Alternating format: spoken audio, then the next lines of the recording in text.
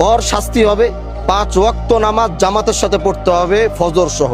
আপনার মেয়েরে আমি সমাজের সামনে আনি নাই, কারণ আমি কোনো মায়ের ইজ্জত নষ্ট করতে চাই না, আমি আমার কোনো বোনের ইজ্জত নষ্ট করতে চাই না। যে অপরাধ করছে আমি সমাজে আইনা দাঁড় করে দিতে পারতাম, আমি মানা করছি, আমি বলছি না, আমি তার আনবো না। আপনার মেয়ের ইজ্জত আমি নষ্ট করি নাই, চাইলে আমি এখানে ওরা দাঁড় করে দিতে পারতাম।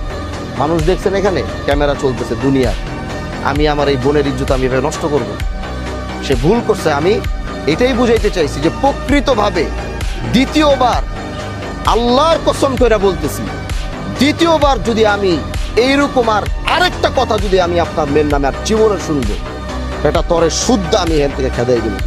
অন্যায় ভাবে আমি আমার ক্ষমতা আছে বলে আমি এখন সব করে ফেলবো, সেটা আমি প্রকৃতভাবে ওর এমন একজন সন্তান দেখতে চাই আগামীতে। আজকে যারা ওর নামে এই বিচার দিছে এবং ও এটা উপলব্ধি করার পরে আমি ওর এরকম সন্তান দেখতে চাই, আগামী 3 মাস পরে এলাকার মানুষ গিয়ে বলবে যে ভাই আজকে দেখিও ভালো হয়ে গেছে, 5 ওয়াক্ত নামাজ জামাতের সাথে পড়তেছে, মানুষের সাথে ভালো ব্যবহার করতেছে, ও পুরো চরিত্র সবকিছু পরিবর্তন হয়েছে। আমি এরকম ওরে দেখতে,